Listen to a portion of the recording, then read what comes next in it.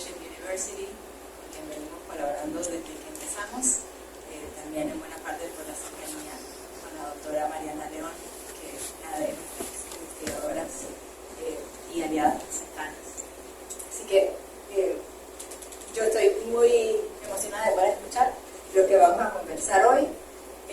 También el tema de inequidad, el tema, por ende, de desigualdades de movilidad social, son temas que dentro de la educación, muchos de los que estudiamos educación nos preocupamos por la inequidad. En los resultados de educación nos preocupamos por el efecto que puede o no tener la educación en la inequidad. Así que sé que para todos nosotros hay un área de cruce entre estos temas que nos interesan muchísimo. Así que gracias por estar con nosotros hoy presentes, y gracias Mariana y Juan por presentarnos su investigación hoy.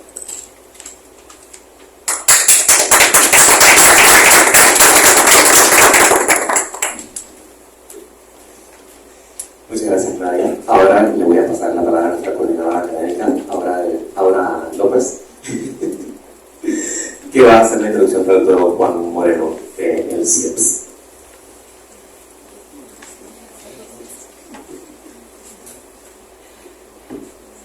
Para nosotros es un placer presentar a nuestro conferencista en este Nexo versión 2, del doctor Juan Moreno, y voy a comenzar leyéndole los títulos que ha obtenido. En el 2007, la licenciatura en Administración de Empresas en la Universidad de Panamá, con índice académico Sigma Lambda. En el 2010 finalizó una especialización en formulación, evaluación y gestión de proyectos de inversión en la Universidad Tecnológica de Panamá. En el 2011 obtuvo una maestría en gestión de proyectos con especialización en administración en la Universidad Tecnológica de Panamá. En el 2014 finalizó un máster en economía y desarrollo en la Universidad de Sevilla, España, y en la misma universidad, la de Sevilla en España, en el año 2018, obtuvo su doctorado en economía aplicada, graduándose con un índice académico cum laude. Desde octubre de 2022 hasta la actualidad, es economista del Centro Internacional de Estudios Políticos y Sociales, CIEF. El doctor Juan Moreno es investigador en economía enfocado en estudios sobre desarrollo económico sostenible, economía pública y análisis económico de políticas públicas en América Latina y el Caribe. Ha realizado estudios descriptivos e inferenciales utilizando bases de datos enfocados a inferir en las estrategias de los tomadores de decisión. Entre sus líneas de investigación se encuentran la innovación tecnológica y progreso agrícola y la movilidad social, educación y desigualdades, un análisis de eficiencia para países latinoamericanos. Además, ha colaborado en diferentes productos, como la preparación del informe de ciudadanía y derecho del CIES, la investigación Retorno de la Inversión en Educación en Panamá, el proyecto I+D, Formación Inicial Docente, la investigación Impacto Económico del Modelo Urbano Sostenible de Interés Social y su resiliencia al cambio climático, el proyecto IDRC, CESUCA, desarrollar y gestionar una agenda regional de inclusión, investigación colaborativa, interdisciplinaria e innovación social, con perspectiva de género sobre seguridad alimentaria y nutricional a través del manejo sostenible de los recursos naturales en la América Central. El proyecto de taxonomía de finanzas sostenibles de Panamá y contribución al proceso de co-creación de la Estrategia Nacional de Empoderamiento Climático de Panamá, ENACE Panamá. Demos entonces una calurosa bienvenida al doctor Juan Moreno, quien tendrá 30 minutos para su exposición. Bienvenido, Juan.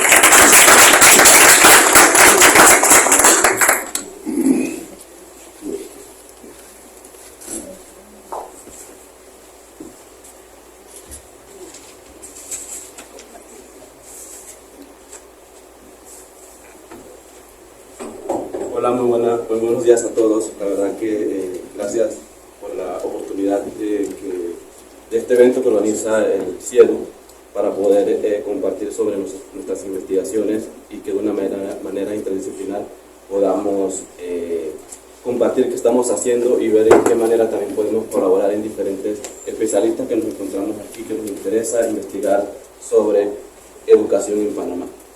Entonces, para ir avanzando, porque sé que son 30 minutos, la investigación que voy a presentar es un estudio que se inició en el año pasado para ser presentado en un Congreso Internacional de Economía Mundial en Sevilla, con colegas de la Universidad de Sevilla, José Fernández Serrano, él es economista en Economía Aplicada, y Martín Domingo es de Econometría y Estadística. Pero José pues ha dedicado su carrera a estudiar movilidad, educación, y como me gradué del Departamento de Economía Cuantitativa para la Economía y la Empresa, utilizando una técnica que ya había aplicado en mi tesis doctoral, pues llegamos a la conclusión de que podíamos aplicarla en el ámbito de la movilidad social y la educación. El estudio es un análisis macroeconómico que se basa principalmente en las ciencias económicas, entendiendo que las ciencias económicas son un área específica de las ciencias sociales que busca entender la distribución, producción, consumo de bienes y servicios, pero también se enfoca en áreas de las tomas de decisiones de los individuos, empresas, organizaciones y gobiernos con respecto a los recursos que en su mayoría pues, pueden ser escasos. Entonces, el estudio se basa en la teoría del capital humano, porque esta teoría tiene más de 60 años respaldada por economistas, especialistas en ciencias sociales, de que hay una relación entre la educación y el crecimiento económico. Tenemos investigadores como Hanushek, Gutman, que sustentan que el crecimiento y el desarrollo no pueden tener lugar sin un capital humano que lo impulse. Canlas es otro investigador importante que dice que es importante invertir en educación superior y es porque esta investigación superior es la que promueve un capital humano de calidad y que promueve una transformación para la innovación y incrementa la productividad. Esta teoría fue evolucionando en el transcurso de los años para ir más allá del crecimiento económico, porque se llegó a la conclusión de que la educación también tiene una relación con el desarrollo socioeconómico, con la reducción de la pobreza y con la lucha de las desigualdades. Entonces, hicimos una revisión literaria bastante extensiva, utilizando técnicas especializadas para hacer este tipo de revisión. Es una revisión literaria sistematizada, utilizando palabras claves como la movilidad y la educación y cómo se fue moviendo en el transcurso de los años. Y vemos que en el transcurso de los años, en color amarillo, la investigación se fue moviendo hacia estatus social, o sea, educación, movilidad social, estatus social, condición social, bienestar humano, igualdad, pobreza y las finanzas públicas y desarrollo económico. Entonces, conociendo esto, pues nos planteamos cómo podemos aportar en este campo de investigación. Y nuestra especialidad es medir los recursos y en la educación tener una gestión eficiente de los recursos del gasto o la inversión en educación se puede traducir en una mejor educación de calidad y accesibilidad, por lo cual promueve la movilidad social. Entonces investigamos sobre qué se ha hecho con respecto a educación y eficiencia. Y vimos que la eficiencia está relacionada con la sostenibilidad, el desarrollo económico, el gasto público, el capital humano, y que las investigaciones también se han hecho enfoques a medir las escuelas, los profesores, los estudiantes, a medir en aulas, y también se hicieron muchos estudios en la pandemia. Además, se utilizaron técnicas de las cuales ya nosotros habíamos utilizado, que es el análisis envolvente de datos. De hecho, esta es una técnica que se ha utilizado ampliamente en el campo de las ciencias de la educación. Posteriormente, pues, explicaré de qué se trata la técnica. Y buscamos datos, que fue una parte importante de las limitaciones que la mayoría tenemos cuando nos dedicamos a investigar a los países latinoamericanos, porque no hay bases de datos que puedan ser comparables, ¿no? para medir países, ¿no? Que tenga una homogeneidad y que nos ayude a comparar. Entonces, leyendo los artículos, pues encontré hacia dónde podía encontrar esos datos. Y pues me di cuenta que la UNESCO recoge una serie de datos con respecto a educación y del gasto público. Es sustentado por las investigaciones que ya habíamos encontrado. Y ahí vimos también además que había conclusiones importantes, que la educación genera una movilidad, que reduce, que aumenta la igualdad y que reduce la pobreza. Luego de ahí, pues, para comprobar eso, hicimos un análisis de correlación de Pearson para ver qué tan altas son las correlaciones, y nos dimos cuenta que en efecto las correlaciones en estos indicadores macroeconómicos es bastante elevada. O sea, tenemos correlaciones que van por arriba del 90%. Normalmente eso pasa cuando estás trabajando con una base de datos que recoge pues una serie muy importante de microdatos, ¿no? Si los desegregas, pues vas a encontrar más información. Luego de esto nos planteamos, pues vamos a proceder con el estudio, porque esto nos permite hacer análisis de eficiencia, porque la eficiencia lo que trata es medir qué tan eficientes somos o cómo optimizamos nuestros recursos, de tal manera que se transforme en un beneficio para el país que estamos evaluando en específico. Se descargaron de las bases de datos utilizando ProQuest y Clarivate, que nos dio acceso a la Universidad de Sevilla a un sinnúmero de recursos de estudios científicos internacionales, y nos descargamos 1023 artículos relacionados con estos temas de movilidad y educación, de los cuales seleccionamos los más cercanos a lo que estábamos interesados. De movilidad fueron 295 y de educación fueron 275. De esos fuimos investigando sobre cuáles estaban más cercanos a eficiencia, movilidad y educación. Encontramos que habían 49 de eficiencia y 1 de movilidad relacionados con ellos tres, ¿no? Y luego en productividad, porque el estudio también evalúa la productividad. Y unos que solamente había productividad y movilidad 1. O sea, como que muy poco se ha estudiado el análisis de eficiencia en cuanto a movilidad.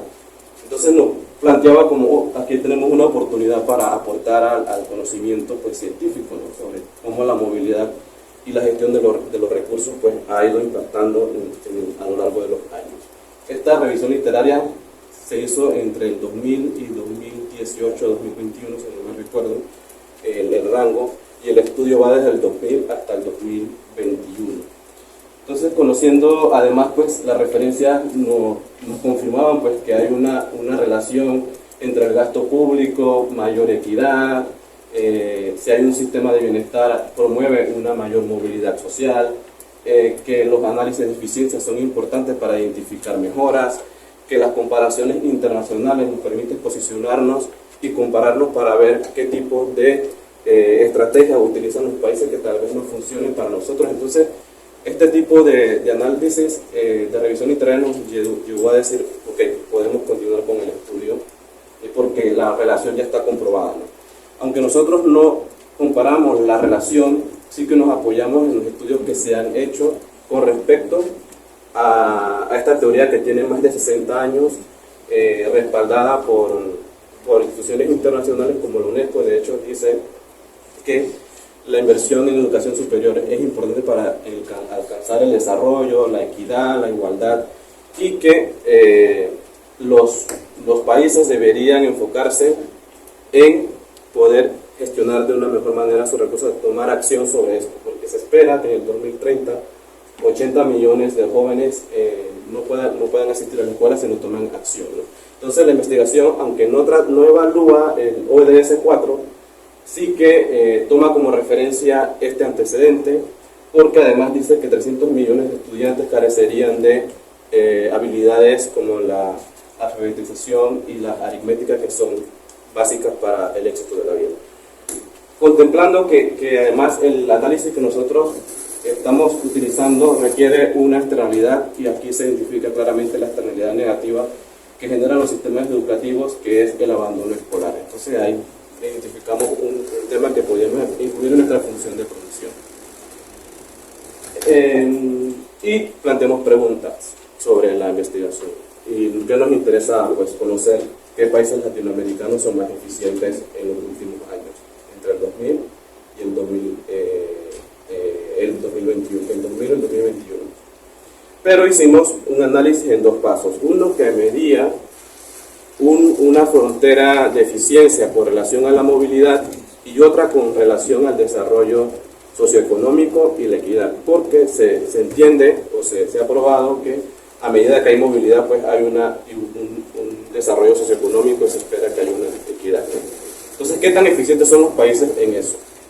Y los objetivos aquí específicos eran medir la eficiencia en esos 2 componentes mediante una técnica sofisticada que ya teníamos, que era el análisis envolvente de datos, y le incluimos análisis econométricos para poder entender o agrupar a los países que más se parecían y sacar conclusiones. ¿Qué países están incluidos? Costa Rica, El Salvador, Guatemala, México, Panamá son los países de los cuales se tiene datos en la UNESCO para hacer este tipo de análisis. Tenemos Argentina, Brasil, Chile, Paraguay, Bolivia, Colombia, Ecuador y Perú. Para hablar un poquito de la técnica, la cantidad de DMUs, de unidades que estamos evaluando, tiene que ser igual o mayor a 3 veces la cantidad del recurso, el input y el output. Entonces, estos 14 países están dentro de la restricción que nos permite el modelo matemático, que más adelante lo podré explicar. Entonces nos permitía, ok, son 14, son perfectos porque la cantidad de input y output los tenemos, y se hizo un tratamiento de los datos. Había limitaciones para normalizarlos, había que normalizarlos para poder hacer el análisis más eficientemente, y utilizamos pues R, SPSS y el Mathematical para construir el modelo y sacar los resultados de eficiencia y productividad en este software. Y se hicieron algunas imputaciones, porque sí es cierto que dentro del histórico que tiene la UNESCO hacen falta algunos datos, por lo cual utilizando técnicas de imputación de algorítmicas en R, pues pudimos extraer esa proyección de eso que nos hacía falta. Y me siento más tranquilo porque en el viaje a Chile, que visitamos la CEPAL, pues una de mis preguntas era, oye, ¿cómo sacan el índice de movilidad social? Porque yo estoy trabajando en movilidad social, pero estoy utilizando la base de datos de la UNESCO. Entonces me dicen, no, nosotros utilizamos la base de datos de la UNESCO y es la que más está utilizando. Entonces ya me quedaba como que, okay, no lo estoy haciendo tan mal, ¿no? Entonces, bueno, seguimos con ya se había presentado el estudio, así que continuamos, ¿no? ¿Qué variables se utilizaron?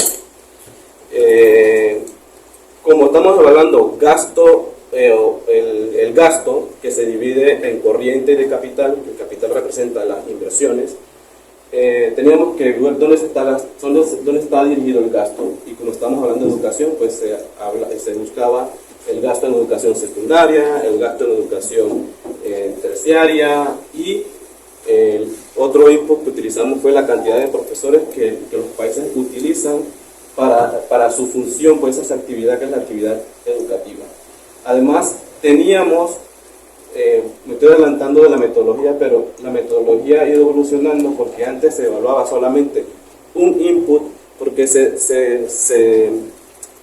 decía que, o sea, que la actividad, esa actividad X siempre generaba un beneficio, pero realmente los investigadores se dieron cuenta, los especialistas, que hay externalidades. Entonces, dentro del sistema educativo está la externalidad, que es el abandono escolar. Entonces, lo incluimos en este primer modelo, que es el primer paso para poder seguir a medir la eficiencia con respecto al desarrollo socioeconómico. Entonces, posteriormente, el segundo paso era incluir el tamaño de la economía, que está representada por el Producto Interno Bruto per cápita, y el índice de movilidad se dividió en 2, que el índice proviene de los datos de la CEPAL, para entender que la movilidad social ellos la dividen entre 13 y 19 y 20 y 25 años de edad. Luego, el índice de igualdad, se hace un cálculo del índice de igualdad y la tasa de pobreza, porque lo que trata de explicar la metodología es que los países o los tomadores de decisiones siempre van a buscar alcanzar el máximo de beneficio, pero al mismo tiempo tienen que tratar de reducir las las externalidades, por ejemplo las emisiones o el descenso o la deserción escolar o la tasa de pobreza. ¿No se puede pagar? ¿No se puede apagar, desconectar o algo así? Bueno, vamos a seguir acá. Hicieron análisis estadísticos de estadística descriptiva y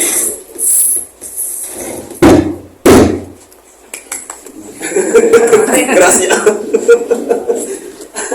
Hicieron análisis estadística descriptiva y también las categorías de input y output, o sea, los que estamos utilizando están respaldados por investigaciones que ya se han realizado.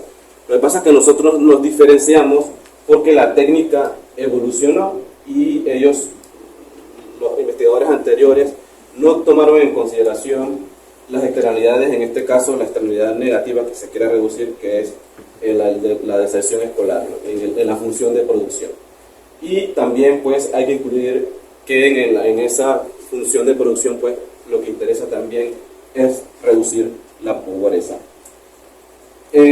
¿Cuál es la técnica? Es el análisis envolvente de datos. Esta técnica es una técnica matemática de programación lineal que fue propuesta por primera vez en el 57 por Farrell y luego fue Farrell y Fieldhouse que trabajaron en los modelos de programación lineal pero esas investigaciones pasaron desapercibidas hasta que llegó Charnes y Banker en los 80 que formalizaron la técnica. Esta técnica lo que mide es la eficiencia relativa.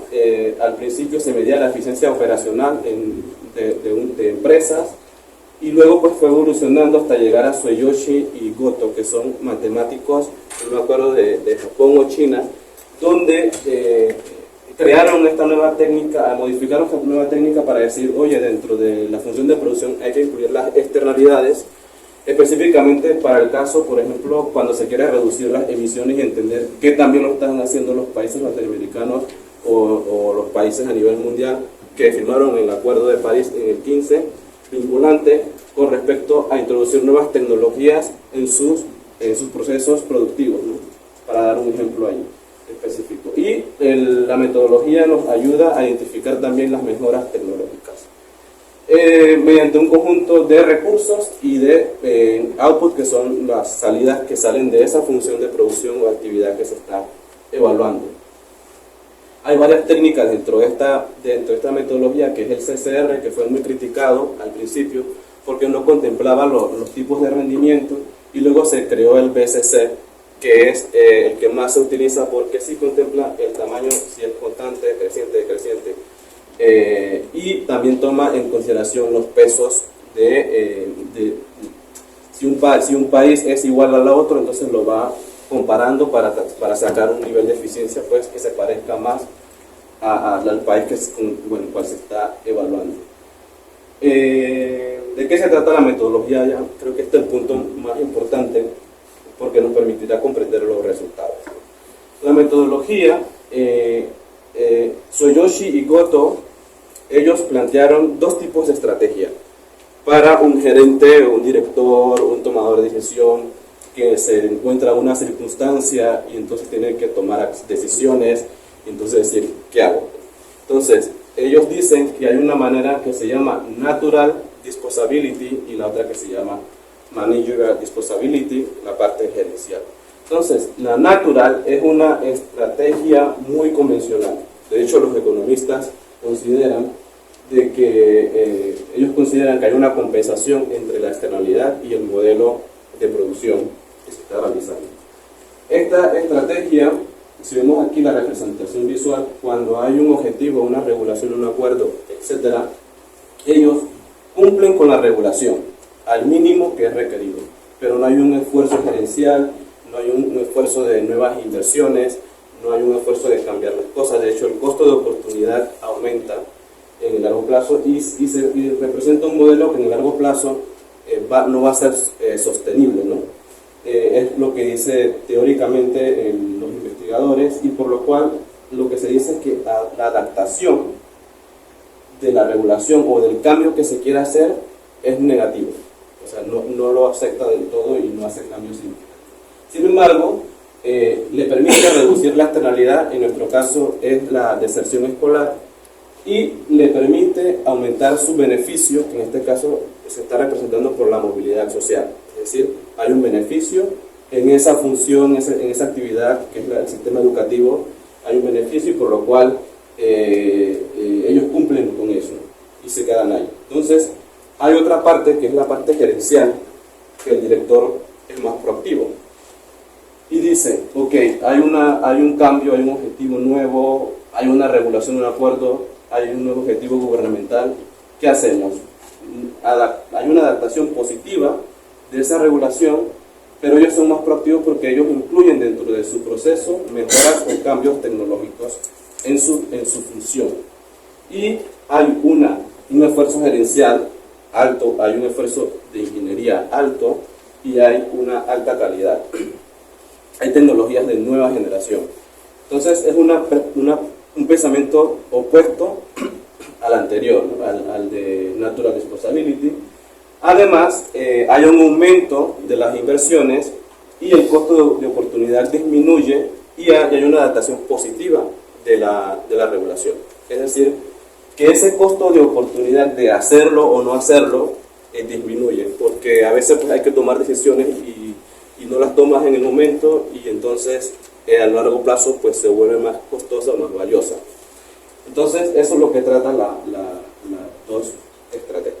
Entonces se miden las dos componentes. Hay una serie de restricciones, es un índice que va de 0 a 100%, el 100 es el máximo y el 0 pues no tiene eficiencia. Luego de eso, la metodología, lo que dice, oye, dentro de los niveles de eficiencia también se identifican mejoras producto de los cambios técnicos o los cambios tecnológicos. Lo que pasa es que la eficiencia natural es una perspectiva más técnica, operativa. Si tenemos el presupuesto del Estado, vemos los gastos y tienes el presupuesto corriente, que es la parte operacional, y el presupuesto del gasto de capital, que es la parte de inversión, que es esa inversión que debería estar dirigida a la transformación, a los cambios, etc. Entonces, por eso la eficiencia natural y su índice de productividad es un índice operacional y son cambios técnicos, no hay realmente una innovación. Y el otro sí son cambios tecnológicos innovadores que están dirigidos a que ese cambio se adopte dentro de los procesos educativos para que realmente haga un cambio en el largo plazo, en el corto, mediano y largo plazo. Entonces, eso es lo que los dos tipos los 4 índices que evalúa este estudio. Entonces, ya pasando a los resultados, como es un poco más rápido ya. Conociendo ya los tipos de eficiencia, tenemos que en América Latina tiene en su sistema educativo, tiene una visión muy convencional, es decir, siempre desde el 2000 al 2021 ha sido convencional. O sea, no hay cambio significativo en su sistema educativo. Por lo cual, atenta con la sostenibilidad del sistema en el largo plazo.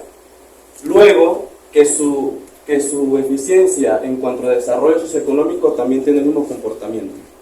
Pero, cuando analizamos los índices de productividad, el índice de Malkis, si vemos que hay inversiones que se están realizando en el sistema educativo, en ambos escenarios, pero que estas inversiones no se están reflejando en el sistema educativo. Entonces es preocupante porque si vemos aquí están los picos, ¿no? Hay picos importantes que significa que hubo una mayor inversión en esos años. Pero hay limitaciones, deben ser estructurales, aunque la investigación no nos permite identificarlos, de que esa tecnología, producto de una inversión, no se está traduciendo o no se está viendo dentro de los procesos productivos, ¿no? Vale. Seguimos, entonces, luego de eso se hizo un análisis estadístico para ver si habían diferencias significativas entre esas cuatro dimensiones, y no hay diferencias significativas, solamente para comparar de que en efecto la eficiencia natural está por arriba. vemos que América Latina está más orientada hacia, es mejor en educación y movilidad social, en ambos, en eficiencia y productividad. Está más orientada a la movilidad, a la educación y a la movilidad social. En Panamá es un país que sí invierte en educación, de hecho son datos del Ministerio de Economía y Finanzas, y en el acumulado tiene que entre el 2000 y el 2021 se han dirigido al sistema educativo 35.231 millones de dólares.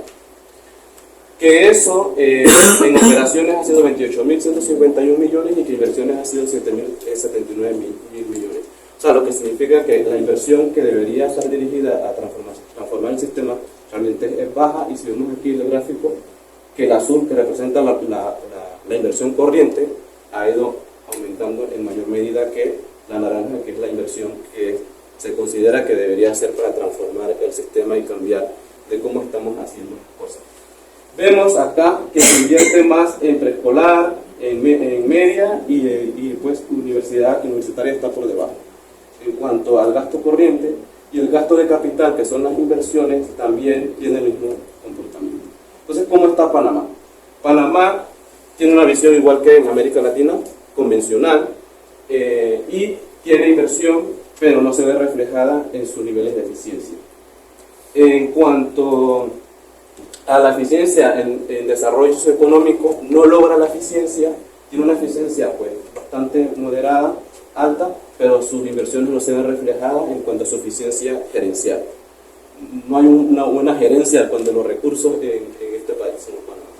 Con respecto a los países latinoamericanos, Panamá se ubica por encima de países como Brasil, Bolivia, Paraguay, Chile, Perú, en cuanto a educación y movilidad, y en la parte gerencial también, pero decae, ¿no? Decae cuando se lo compara en el desarrollo socioeconómico, porque se ubica por debajo de la media en ambos escenarios. Es decir, Panamá en la parte de desarrollo socioeconómico y de equidad, pues tiene retos importantes, ¿no? Con respecto a este escenario. Se hizo un análisis de clúster para identificar tipos de clúster luego de obtener los niveles de eficiencia y productividad, y se identificaron 3 clústeres con el método de Watts. Aquí tenemos pues que en el clúster 1 está Argentina, Chile, Costa Rica, se caracterizaron, está Colombia, Ecuador, Guatemala, México, luego tenemos Perú, Bolivia, Brasil, El Salvador, Panamá y Paraguay. O sea, son países que en sus medias promedios se parecen. Luego se hizo un análisis factorial con componentes principales para ver la dimensionalidad de los datos, y se hizo una rotación de Varimax para ver maximizar la variabilidad, y la rotación de Kaiser para ajustar las cargas de los componentes principales, y vemos que había una correlación significativa, que además la correlación era adecuada para continuar con el análisis factorial, y que el 70% de la varianza es explicada por 2 factores. Uno, que es el de movilidad, de educación y movilidad social, y el otro que es el de desarrollo socioeconómico. Pero que el 46.3% explica ese total de la varianza. Es decir, que las políticas dirigidas a movilidad social son más educación y movilidad social son más determinantes para mejorar la eficiencia total y la productividad, la eficiencia, perdón. Y que las políticas dirigidas al socioeconómico y equidad no son determinantes, pero son importantes. Y que para que este nivel de eficiencia se vea reflejado, las políticas públicas tienen que estar más correlacionados estrechamente con desarrollo socioeconómico y equidad. O sea, en este momento solamente está en la parte de educación y movilidad social. Y aquí pues tenemos la diferencia. Argentina, Costa Rica, Chile son países que tienen que dedicarse más a mejorar su eficiencia en educación y movilidad social. Luego tenemos a países como México, Perú, Guatemala, ellos tienen que mejorar, Colombia tienen que mejorar en ambos escenarios. Y luego tenemos Panamá, Brasil, Bolivia, Paraguay, El Salvador, tienen que enfocarse más en mejorar su eficiencia en el ámbito pues, de desarrollo socioeconómico y equidad. Y bueno, esto es perdón que era como una carrera, ¿no? de la presentación, pero bueno, es importante realizar estudios de eficiencia, pero que nos permite evaluar cómo lo estamos haciendo en diferentes aspectos. Entonces la investigación lo que trata es de decir, oye, hay cosas que mejorar, y creo que en Panamá no todo se está haciendo mal, ¿no? Hay cosas que se están haciendo bien, pero hay espacio para mejorar, específicamente en la parte socioeconómica y de equidad. Entonces, pues, yo termino aquí y cualquier pregunta voy a estar a la orden. Muchas gracias. Yo con láminas llenas de gráficos y emociones, pero su descripción creo que nos dio una buena imagen de los estudios. Vale. Ahora, el formato que vamos a hacer es como la vez pasada. Vamos a tener la segunda presentación y luego el tiempo para las preguntas y respuestas. Procedemos entonces con nuestra segunda expositora. Sí. Nuestra segunda conferencista del día de hoy en el Nexos, en la segunda edición del Nexos, es la doctora Mariana León. La doctora Mariana León es vicerrectora académica, investigadora, docente y miembro de la Junta Directiva de Quality Leadership University. Es investigadora afiliada al Centro de Investigación Educativa CIEDU. Es investigadora nacional número 1 del Sistema Nacional de Investigación de Panamá, de CNI. Tiene un doctorado en educación de Johns Hopkins University y es ex becaria de la CENCI. Ha servido como teaching assistant de cursos de doctorado y como curriculista de cursos de maestría en Johns Hopkins University. Ha investigado y publicado artículos científicos y capítulos de libros en temas de tecnología educativa, engagement universitario y del docente, liderazgo transformacional, pruebas internacionales estandarizadas, entre otros.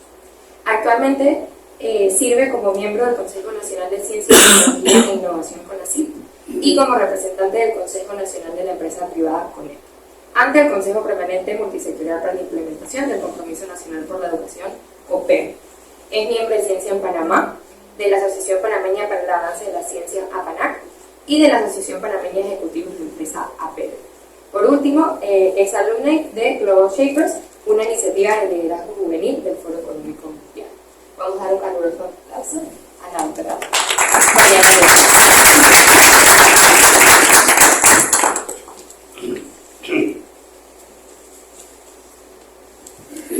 Gracias. Normalmente tengo un buen classroom voice. Hoy estoy un poquito enferma, así que bear with me. Pero si no me escuchan, hasta atrás me avisan y vemos cómo hacemos para el sonido y uso el micrófono. Bueno, Juan nos acaba de dar tremenda presentación. Entendí como el 70%. Bastante. Hay otras partes que siento que como que lo tengo que volver a escuchar. Y yo creo que eso es lo interesante y es el propósito y el objetivo de por qué estamos aquí, de la razón de ser de Nexos. De que quizás muchos de los que están aquí son educadores o investigadores educativos o están de alguna manera inmersos en el campo de la educación. Y la economía, como lo que estamos viendo el día de hoy, trae como un abordaje completamente diferente. Sabemos todas estas ecuaciones y estas gráficas pero espérate, estamos hablando de educación. Entonces, eso es lo interesante de hacer estos vínculos. Y entonces, pues, lo que yo voy a hacer hoy es agregar un poquito de la presentación de Juan, que es un tema, una investigación específica en donde él nos lleva de principio a fin, qué fue lo que hizo, cuál fue la metodología, cuáles fueron sus resultados. Y yo voy a mostrarles algunas otras investigaciones en economía de la educación recientes que se han realizado en Panamá de una manera mucho más condensada, pero que si están interesados luego de saber más sobre esas investigaciones, aquí hay dos de los investigadores que participaron en ellas, así que pueden hablar con ellos después en la oportunidad de networking. Una anécdota, algo sobre mí. Cuando yo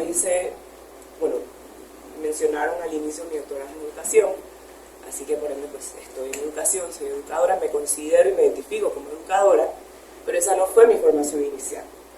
Cuando yo hice mi licenciatura, mis sueños eran, estar en la ONU, ser diplomática, así que yo hice una licenciatura en ciencias políticas. y estando ya en Louisville, en la Universidad de Louisville, donde hice mi licenciatura, tenía tiempo para agregar, como buena nerda, que en ese momento, para agregar un minor, una especialización. Y dije, bueno, voy a agregar economía, que es lo peor que puede pasar. Y eso me dejó traumada. Pasé un verano entero en los Estados Unidos estudiando en una clase de microeconomía intermedia, estudiando el willingness to pay y haciendo fórmulas de elasticidad y ya bueno, terminé la especialización, hice mi minor, pero la verdad es que yo dije, yo no creo que quiero tener nada que ver con esto en el futuro. Y bueno, la vida da muchas vueltas, hice una maestría en administración de empresas y haciendo la primera materia, hice el doctorado, la primera materia, se llamaba Disciplinary Approaches to Education, abordajes disciplinarios en la educación. Y adivinen cuál era una de esas disciplinas mediante las cuales veíamos la educación. Entonces, se parece mucho a la gráfica que mostraron cuando nadie estaba hablando, en donde la educación está en el medio, pero tenemos todas estas otras disciplinas que están alrededor de la educación, en donde la educación puede ser el objeto del estudio, pero la vemos a través de diferentes lentes, de diferentes disciplinas. Entonces, en ese momento aprendí de que no era solamente educación, sino que uno tiene que ver las cosas desde otros puntos de vista. Entonces, dándoles un ejemplo puntual, mi tesis doctoral, tenía que ver, este fue el problema de práctica con lo que yo inicié mi tesis, poco a poco ya fue evolucionando, pero en ese momento, siendo estudiante de primer año de doctorado, yo hablaba mucho de los docentes de tiempo parcial. Yo decía, los docentes de tiempo parcial en Panamá, particularmente en donde la mayoría de nuestros docentes universitarios son de tiempo parcial, tienden a estar menos involucrados, menos comprometidos con la educación de los estudiantes, con la investigación, con la gestión, solamente se les contrata para enseñar, así que tienen como una relación transaccional con las universidades donde tú llegas, les pagas, ellos enseñan, ponen notas y hasta ahí llegó la cosa, y entonces no vamos más allá y entonces la calidad de nuestra educación superior queda como estancada porque no tenemos impuestos. Ahí más allá. Y yo decía, lo veía todo desde un punto de vista muy de la educación, pero en esta primera clase de abordajes disciplinarios de la educación nos decían, ok, uno de los abordajes que tienes que hacer es de la economía, punto de vista económico, cómo tú puedes ver o cómo tú puedes encapsular tu problema de la práctica.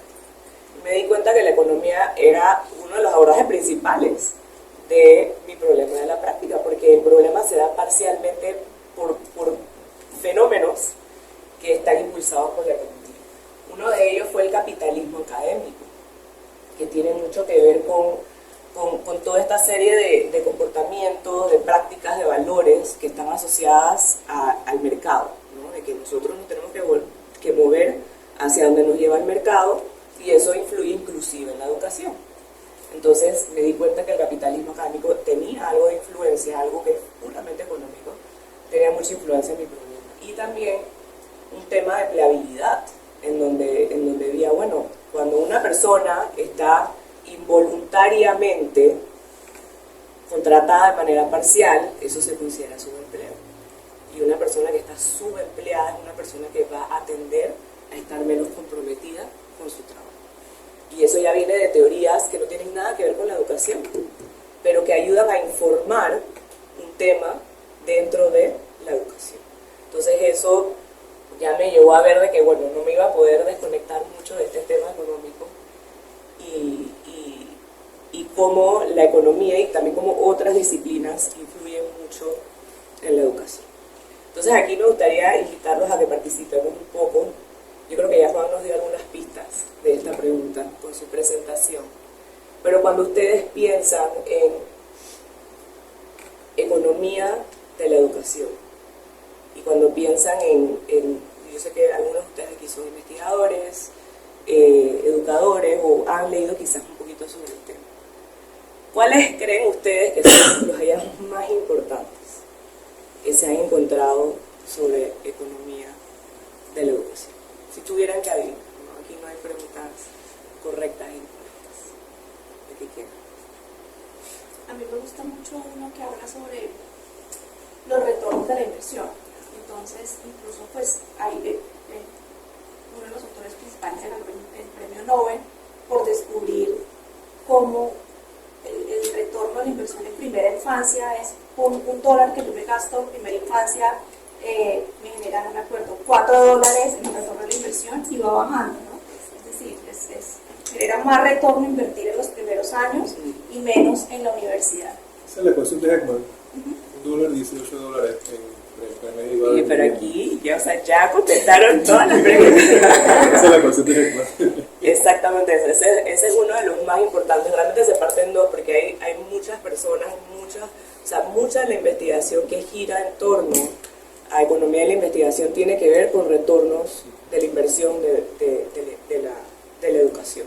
Y eso ya más estudiado en edades adultas, o sea, por cada año de educación que tú vayas obteniendo, cuánto más puedes tú obtener de ingreso, y no solamente a nivel de individuos, sino también a nivel de país, qué tanto contribuye eso al desarrollo de un país, pero también lo que tú acabas de mencionar, que también es como otra línea, que es cómo eso se amplifica si te enfocas en la primera infancia.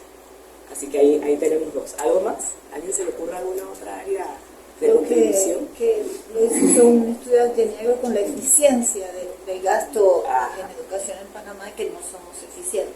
Exactamente. Ahí quedaron tres, esos son los top 3, o sea, los mencionaron rapidito, es un tremendo salón que tenemos aquí.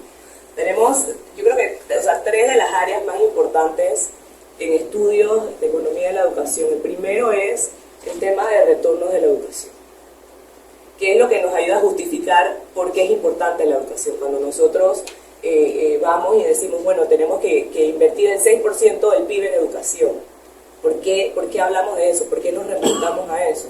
Porque sabemos de que si invertimos, no estamos hablando de invertir bien todavía, pero que si invertimos, eso debe ayudar a que el país se siga desarrollando, ya cuando hablamos de a nivel macroeconómico. Y aquí, y esto, Juan, o sea, son como autores obligatorios. Cuando uno está hablando de economía de la investigación, economía de la educación, Mincer casi siempre va a aparecer, especialmente cuando estamos hablando de retornos de la educación. Y bueno, Arturo mencionó a Heckman, que ya es el autor principal cuando nosotros hablamos de que cuando nos enfocamos en invertir en preescolar, en la educación temprana, en estimular a los niños, de que eso te rinde muchísimo más que si te enfocaras solamente en los niveles después. Y el último, el que mencionó acá Adriana, que tiene que ver con la calidad. No es solamente invertir, sino cómo inviertes. Y que no solamente es educar, sino educar bien, educar con alta calidad. Entonces, en estas áreas se han metido mucho los economistas. Entonces uno ve, y es muy común que haya economistas, como Juan, por ejemplo, como Ana también, que están muy metidos en el campo de la educación, porque la educación se convierte en ese objeto de estudio, pero utilizamos enfoques económicos para estudiarla y para encontrar ciertas cosas como las que vemos. Y bueno, acá hay algunos otros tipos de estudios de economía de la educación. Voy a presentarles 3 estudios recientes panameños que mezclan economía y educación, o sea, economía de la educación rápidamente. Yo no fui la autora principal de ninguno de los 3, así que ténganme paciencia. Sin embargo, acá están los autores principales, así que si digo algo mal, por favor, me interrumpen y voy con ello. Jorge no pudo estar aquí hoy, lo invité, pero hoy estaba, creo que tenía sesión. Jorge Bloise, actual diputado de la República, recientemente se graduó de la maestría en análisis económico en Quality Leadership University. A él apasiona la educación, entonces cuando él entró a esta maestría, él dijo, yo necesito estudiar algo que tenga que ver con la educación. Entonces él decía, yo quiero agarrar las pruebas estandarizadas internacionales, quiero agarrar PISA, quiero agarrar ERCE, ver si hay alguna prueba nacional que podamos utilizar y ver si los resultados que obtenían los estudiantes en esas pruebas están vinculados a momentos en nuestro país en donde había mayor inversión en educación, es decir, tratar de buscar si hay una correlación a mientras más invierto, mejor me va en el desempeño en las pruebas estandarizadas. Y esto es, como ya ustedes vieron en la diapositiva anterior, es un área de estudio muy común, se estudia en muchos países, hay muchísima evidencia que habla de esto, pero no lo habíamos hecho en Panamá. Entonces acá también es importante hablar de los retos que se nos presentan cuando nosotros queremos hacer estos estudios, cuando tenemos un estudiante, un investigador que dice, oye, yo tengo esta curiosidad, yo quiero tratar de resolver este problema o quiero tratar de entenderlo un poquito más. Y entonces, ¿cuál es el primer reto? La disponibilidad de los datos, ¿verdad? Como muchos de ustedes saben. Entonces, para poder ver si a mayor inversión, más suben los resultados de una prueba estandarizada, necesitábamos tener varias líneas de tiempo. O sea, necesitábamos una prueba estandarizada que se hubiese aplicado varias veces, en diferentes momentos. Haberlo aplicado una sola vez no nos funcionaba para ver si había una diferencia. Para tener una diferencia tenías que haberlo medido por lo menos 2 o 3 veces diferentes. Entonces, ¿qué pasa? PISA queda escrachado, porque la participación de Panamá en PISA ha sido muy irregular y parece que lo continuará haciendo. Entonces, ahí hay un tema. Tuvimos la suerte de que ERCE tenía 3 puntos de tiempo en donde se había aplicado y que eran 3 puntos de tiempo bastante continuos y nos permitía hacer esa relación y crecer. Crecer es la prueba nacional estandarizada, ya no se llama crecer, ahora se llama crece, pero crecer se aplicó en el 2016, 17 y 18. Entonces teníamos esas dos pruebas que podíamos utilizar. ERCE, la prueba ERCE que realiza la UNESCO, que mide matemáticas, español en sexto grado ciencia, en tercer y sexto grado, y crecer, que mide español y matemáticas nosotros usamos tercer grado, porque a veces hacen grados diferentes.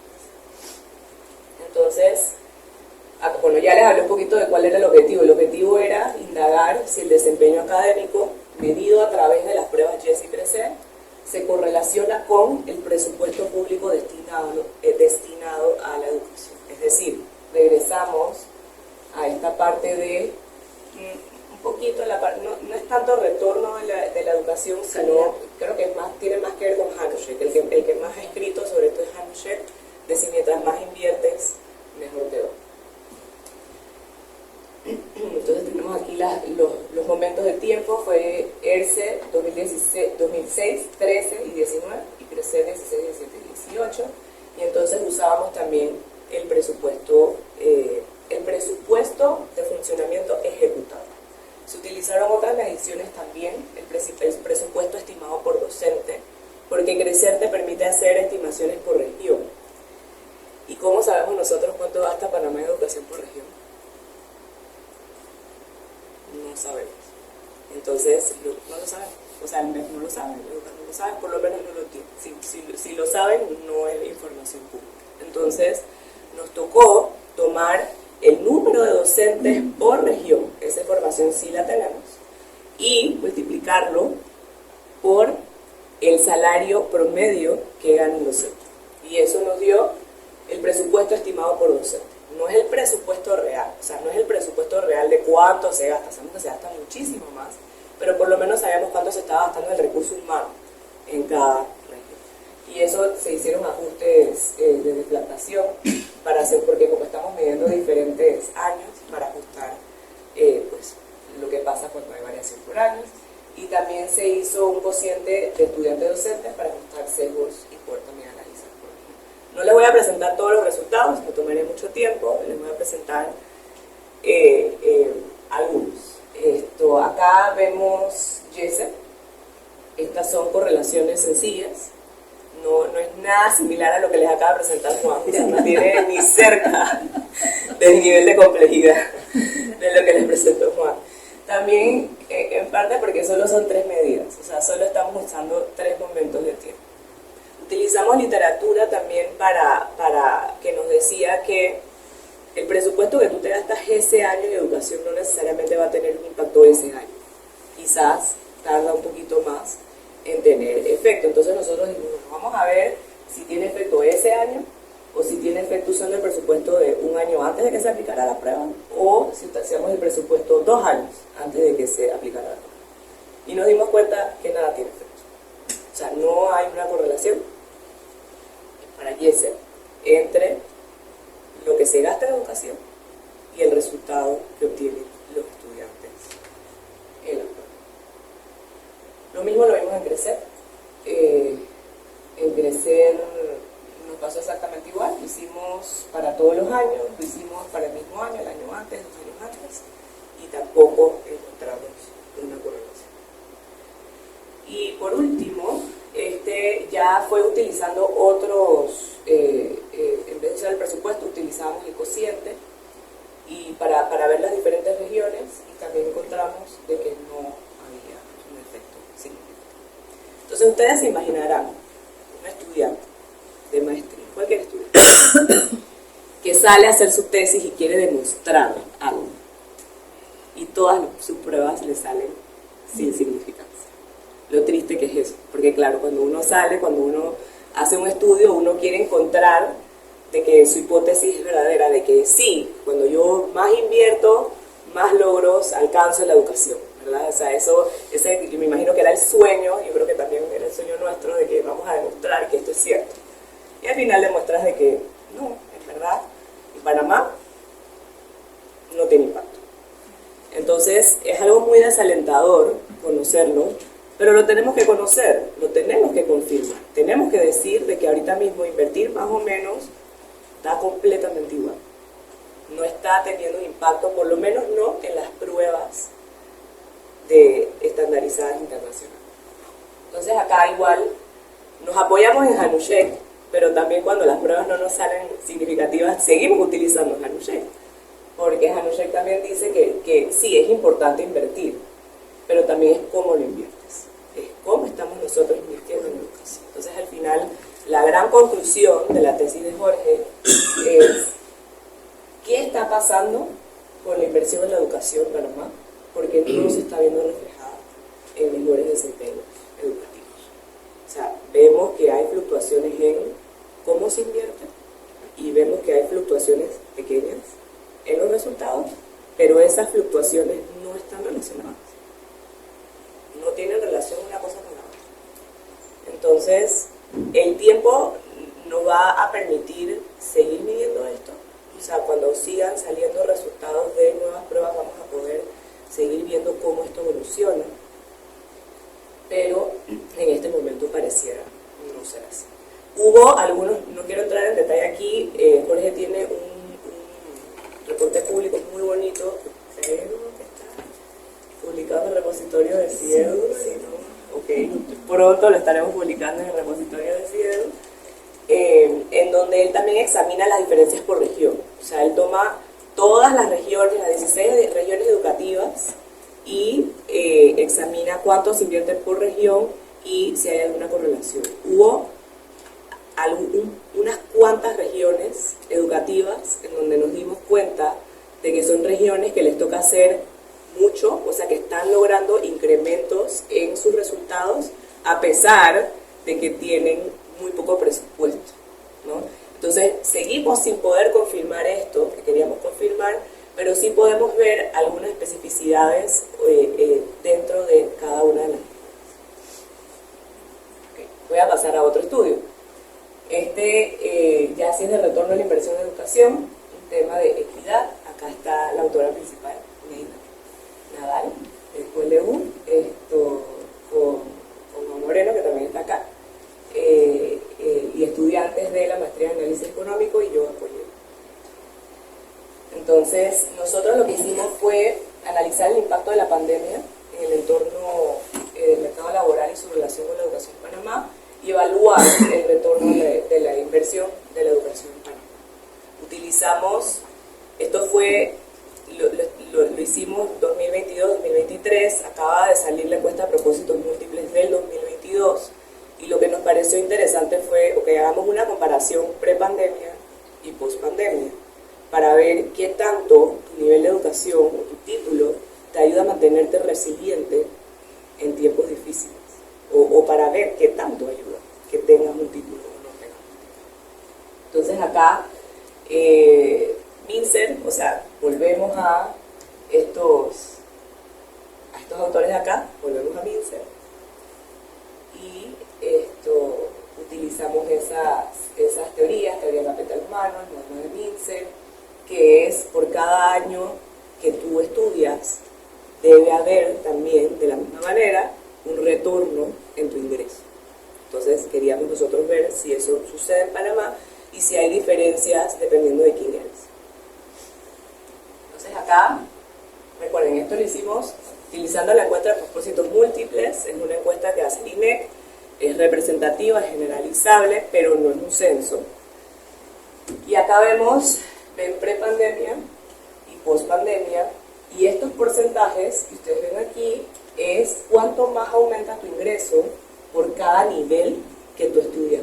Es decir, si yo estudié la secundaria, si yo tengo un título universitario, mi ingreso aumenta 14.7% comparado a si solo tuviera la secundaria.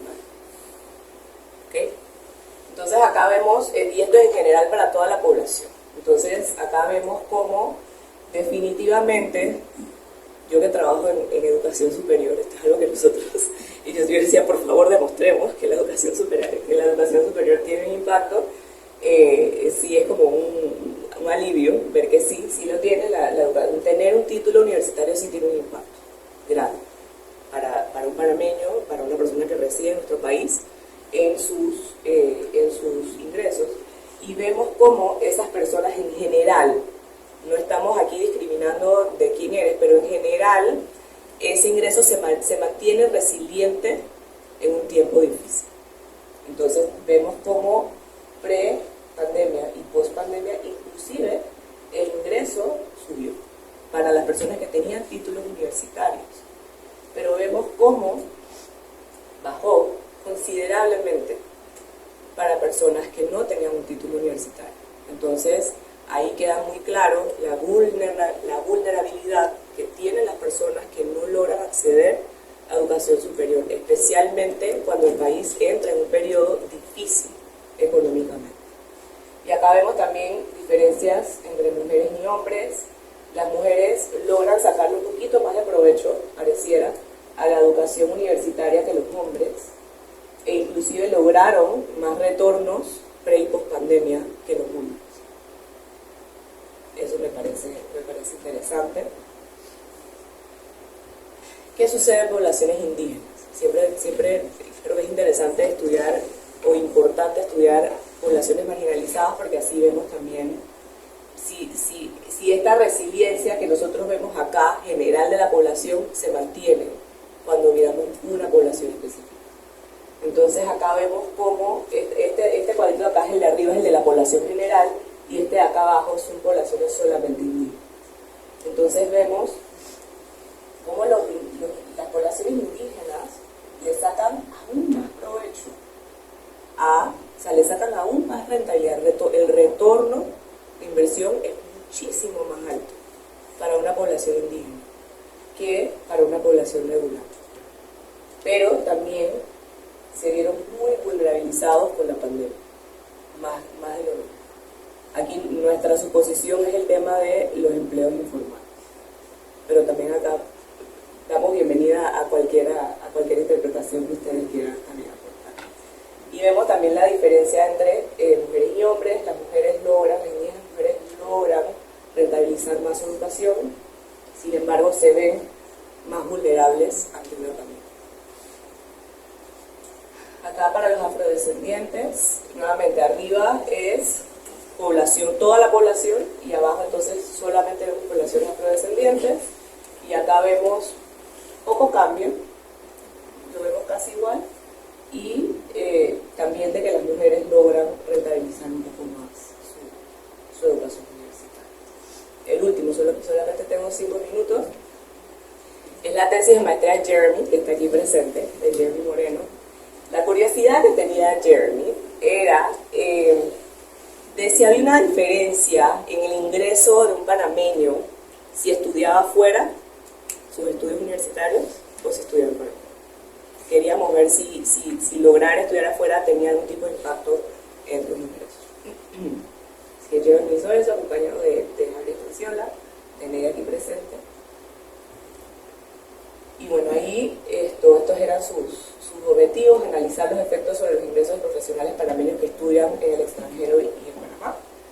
Y modelar econométricamente el ingreso de profesionales panameños con respecto a ciertas características. Él aplicó una encuesta, o sea, él diseñó una encuesta que nosotros validamos, se piloteó, vimos si funcionaba, qué ítems funcionaban, qué ítems no funcionaban. Se hizo todo ese proceso y se le aplicó. ¿Recordamos a cuántas personas llegamos? 450 personas en Panamá. Y entonces con esa muestra él sacó su modelo de Mincer. Regresamos a Mincer, o sea, seguimos hablando, si ven, de los mismos autores. Y Heckman también, Heckman tiene mucho que ver acá y en el anterior, porque Heckman tiene una corrección que reduce sesgos. Entonces también usamos a Heckman en los dos últimos estudios que usamos. Entonces acá ven el modelo, está casi perfecto, casi todo tiene significancia. Entonces vemos cómo los estudios en el extranjero, lo que buscamos acá es algo positivo, ¿no? O sea, si vemos un valor positivo en esta columna de acá, estamos viendo de que ese factor o esa variable tiene un impacto positivo en la persona. Entonces vemos que estudios en el extranjero tienen un impacto positivo. O sea, que los estudios en el extranjero hacen que la persona tenga un potencial de tener mayores ingresos. Otra cosa que es esperada, es normal, es la edad. Es decir, mientras más experiencia, mientras más años vas cumpliendo, más va incrementando tu potencial de ingreso. Este me encanta. Idioma inglés. Una persona que habla inglés también va a tener mayor potencial de tener mayores ingresos. Esta me preocupa. Género otro fueron personas que no se identificaron como masculino ni femenino. Eso significa que hay una población muy vulnerable LGBT, en donde no identificarte con un sexo específico implica de que tu salario, tu potencial de ingreso se ve vulnerado. Eso es algo a lo que le tenemos que prestar atención. No vivir en Panamá, o sea, no vivir en la provincia de Panamá o áreas aledañas, que era Jersey, Panamá, Panamá Oeste y Colón. Entonces, no vivir en Panamá, Panamá Oeste o Colón también impacta negativamente la oportunidad de mayor ingreso. ¿Cuál es la otra? Nivel de educación de la madre. Esto lo vemos en todos los factores asociados, esto no es nuevo.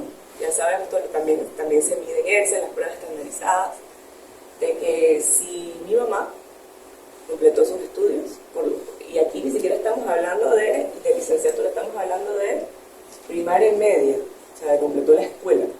Si mi madre completa la escuela, mi posibilidad de tener mayores ingresos incrementa. Y entonces vemos también nuevamente temas de etnia y cómo la etnia influye negativamente, en este caso, en las oportunidades que tienen las personas en donde la etnia de afrodescendientes sale negativo, no es muy alto, pero el de indígenas está altísimo. Y sí preocupa.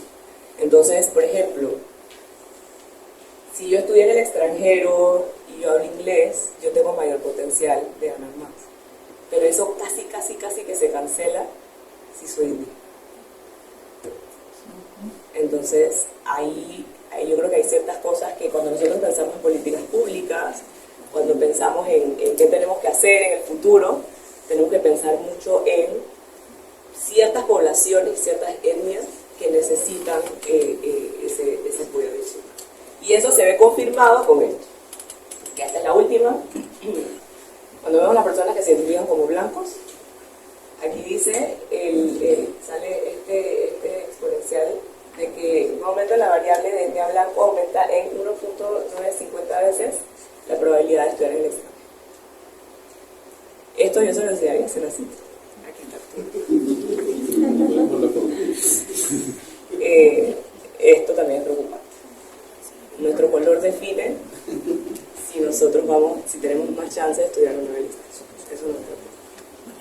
y es específico para Panamá. No blancos aplicar.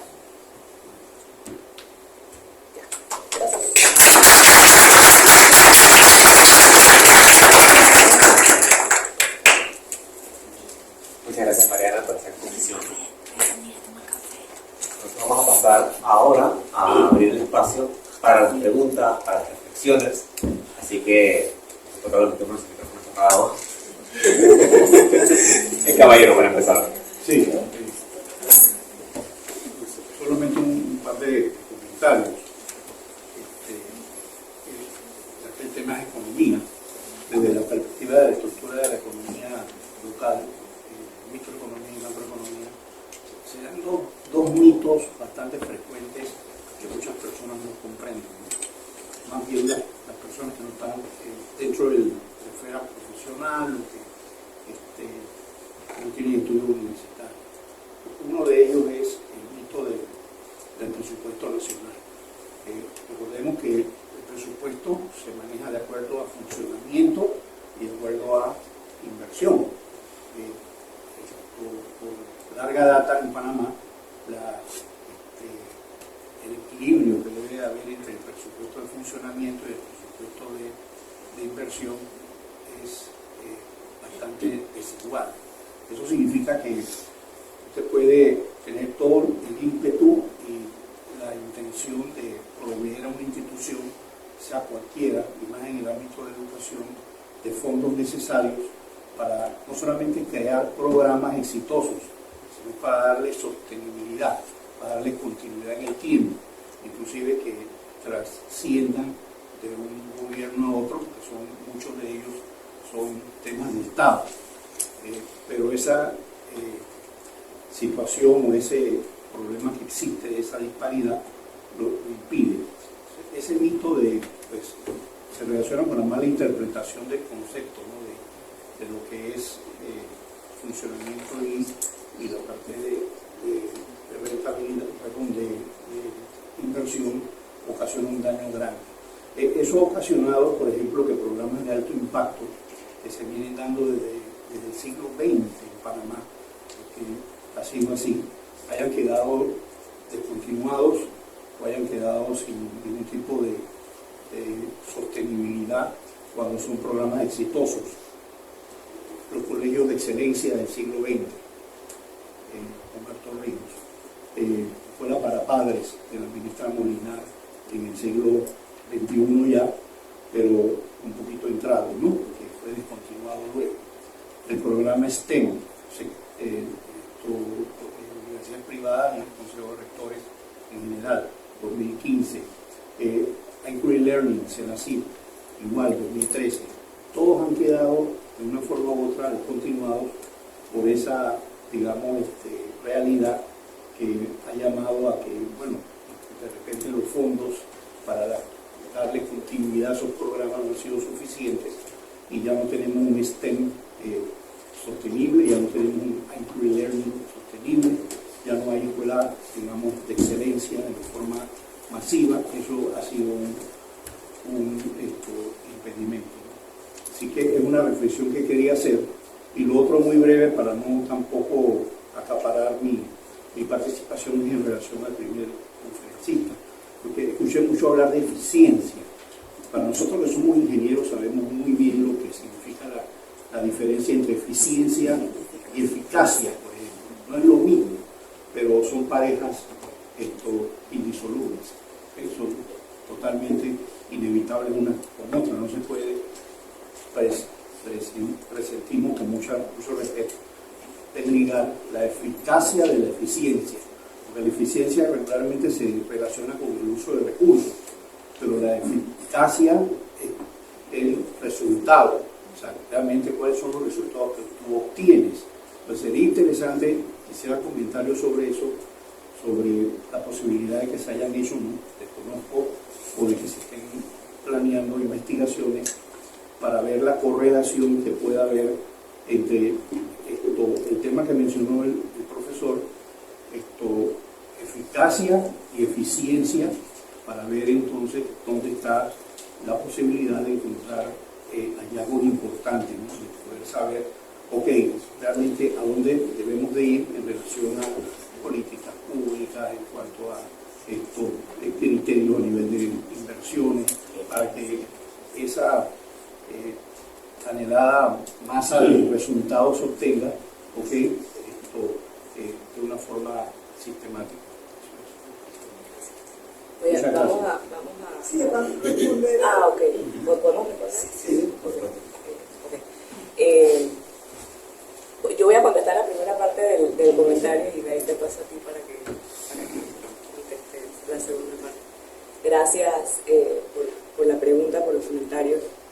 Sobre el tema de todos estos proyectos educativos, ¿no? O sea, todos, sé que muchos de los que estamos aquí hemos sido testigos de diferentes proyectos, diferentes iniciativas que nacen en cada gobierno y algunas continúan, algunas no, y entonces siempre después nos lamentamos de que por qué quitamos esto o por qué quitamos lo otro si era tan bueno. Entonces, colocándome en el marco de lo que estamos haciendo hoy del Nexo y poniendo un poquito un sombrero de, no soy economista, pero de abordaje de la economía a la educación, diría que ahí lo importante es esto que dice aquí, estudios de impacto de políticas educativas. O sea, si nosotros implementamos una iniciativa, un programa, un proyecto, tenemos que evaluarlo. Porque si no, nosotros vamos a decir que tuvo impacto, pero ¿cómo sabemos realmente que tuvo impacto? Entonces nos quedamos como que en este ciclo de ay, qué lástima, que esto lo quitaron, pero esto era tan bueno, pero realmente medimos si era bueno o no. Entonces yo creo que hay mi recomendación para todos los que estamos aquí y el Estado, o sea, todos, es que nosotros tenemos que generar una cultura en donde nosotros mismos estemos dispuestos a evaluar nuestros inventos, porque a veces nosotros mismos inventamos, vamos a hacer este proyecto, no, pero tenemos que evaluarlo para saber si funcionó y tenemos que estar dispuestos a hacer iteraciones en donde poco a poco lo vamos mejorando para asegurar de que esas cosas tengan impacto, porque si no, ¿por qué lo estamos haciendo? Yo creo que esa es una rama donde en Panamá hay mucho potencial de evaluar políticas educativas y asegurarnos de que en efecto están teniendo ese impacto para entonces pelear por las que de verdad tenemos que pelear. Bueno, perdón, sí, y también que se dé a conocer, ¿no? Porque no se comunica. Claro.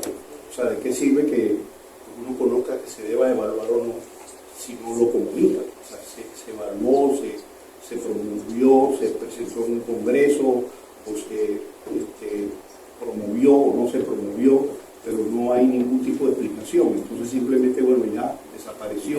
En cambio vemos, porque comparamos, cuando se tienen relaciones con otros países, pues eso mismo en Costa Rica o en Guatemala sí se dio a nivel de una sostenibilidad y ellos pudieron aprovechar ese anhelado impacto. Perdón que no mencioné el segundo mito, es el PIB, porque mucho se habla del PIB, uno oye hablar del PIB y del PIB y del PIB, el PIB es un mito. O sea, para podernos nosotros realmente comparar y juzgar a nivel país tenemos que revisar el PIB sobre el gasto. El PIB solo no, es el PIB sobre el gasto. O sea, cuánto tienes y cuánto eres capaz de gastar de forma prudente. Y eso yo. El tema, siguiente pregunta, la investigación que estamos realizando, un análisis de eficiencia realmente para hacer la evaluación de si funciona para lo que se planteó, y creo que es otra línea de investigación que tendríamos que tratar dentro de los análisis de eficiencia. No sé si dentro de la revisión literaria hay este tipo de estudio, sin embargo, ciertamente el estudio se enfoca a evaluar desempeño y eficiencia. Más adelante se dará otro estudio que es los determinantes de por qué ese resultado es así. Y luego entender por qué hacer un perfil psicológico de los tomadores de decisiones, si es posible, sobre cómo responden ante ciertas circunstancias, ¿no? Igualdad, desigualdad, pobreza, son temas que realmente les importa a la hora de gerenciar. Entonces, hacia allá va la investigación que nosotros estamos realizando. Tiene que ver con transformación digital también, sobre cómo se aplican las TIC en la educación. Entonces, eficacia, tendríamos que tomar si ese proyecto pues, que se está evaluando, tenemos que evaluar específicamente políticas públicas y decir, oye, funciona o no. Entonces ya sería evaluar específicamente una política pública en Panamá, y creo que eso podría ser un caso de estudio interesante. En cuanto al Producto Interno Bruto, que fue la variable que se utilizó de constante per cápita, también pensamos en incluir el capital stock, ¿no? Pero por la falta de datos que hay, pues, y que el Producto Interno Bruto se ha utilizado en numerosos estudios, pues nos incluimos, que nos representa más que todo en el modelo cuál es el tamaño de la economía. Y eso pues es bastante debatible y de posiciones políticas. Muchas gracias, Juan. Tenemos una pequeña lista. Le sigue la palabra el doctor Yo. Sí, primero, antes que nada, darle la enhorabuena por el trabajo, sobre todo por las tremendas dificultades que existen en la falta de fuentes primarias. O sea, que con estas fuentes primarias se hayan podido sacar resultados y resultados relevantes es de por sí un éxito. Eso no quería señalar, pero a mí me ha llamado la atención una cosa, porque en el último, puede ser que esté vinculado a eso, ¿no? En el último estudio se hace la referencia de que hay elementos que dificultan la movilidad social, no género, raza, tal, pero no se ha incluido la variable ingresos, ¿no? Y eso creo que está como muy vinculado a la educación, porque en especial la educación superior es muy cara, y las personas que pueden acceder a una educación tan cara, en especial en el extranjero, son personas de recursos económicos altos. Entonces es una variable que para mí podría ser que fuese incluso la más determinante, pero me llama la atención que no se incluya en el modelo. No sé si es porque había dificultades para captar la variable ingresos, que por ejemplo, yo que me dedico al tema de las encuestas, es una pesadilla captar esa variable. De hecho, estamos construyendo otras variables, bienestar, acceso a bienes, porque es que el tema de los ingresos es como nuestro talón de Aquiles, sobre todo cuando son muestras pequeñas y cuando son encuestas que no están obligados a contestar como es el centro, ¿no? Entonces no sé si por eso no se incluyó en el tema de los ingresos, por la dificultad de captar esa variable, o puede ser que fue porque no se consideró, y si no se consideró, no era tratar de entenderlo. Voy a dejar que quede Estamos hablando sobre el estudio. Si puede hablar un poquito más, algo para que... Bueno, pero si es algo que también es perfecto. Jeremy, si quiere acá responder. Ese. Acá. Ese, ¿te refieres a ese? Sí, creo que es el último. Sí. Bueno, respondiendo a su pregunta, doctor, realmente lo que nosotros hicimos acá, cuando captamos la encuesta, sí tomamos en cuenta los ingresos de las personas, pero como efectivamente usted dice, y lo dice la literatura, la gente se siente un poco abstenida de decir su verdadero ingreso. Entonces lo que hicimos fue primeramente que hicimos una correlación de Heckman para tratar de equipararlos con respecto a las dos curvas y tratar de ver la probabilidad también de inserción al mercado laboral. Y dejamos a la variable ingreso como la variable dependiente y dejamos el modelo de Mincer básico y obtuvimos efectos positivos. Luego que agregamos las variables de movilidad social y demográficas, entonces pudimos obtener estos otros resultados y hicimos una regresión robusta para tratar de evitar esos datos atípicos y que fuera mucho más ordenado entonces el resultado.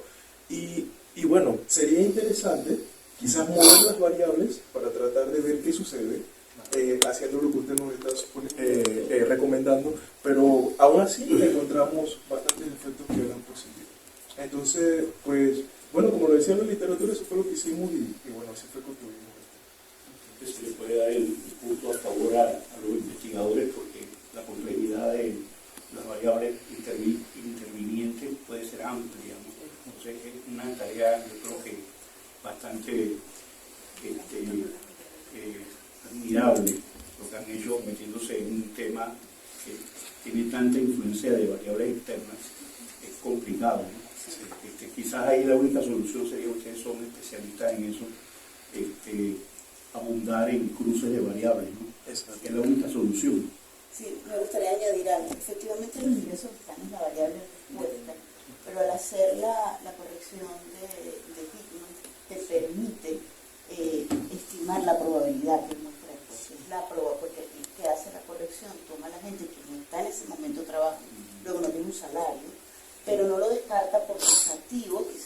en ese momento la doctora no hubo se fue de trabajo en esa semana, y calcula esas probabilidades para luego hacer el análisis. Entonces uno puede tomar esa información y exponerla. Entonces está el salario de alguna manera puesto allí. Tienes dos niveles de información. Y tal como usted dice, y él avanzó en eso, lo que pasa es que no terminó poniéndolo en su tesis. Las interacciones son importantísimas. Y él avanzó mucho en esa parte del trabajo. Las encontramos, pero bueno, no las explicamos porque es complicado. Pero bueno, si tuviéramos más capacidad, pues que nos apoyaran en este tipo de investigaciones.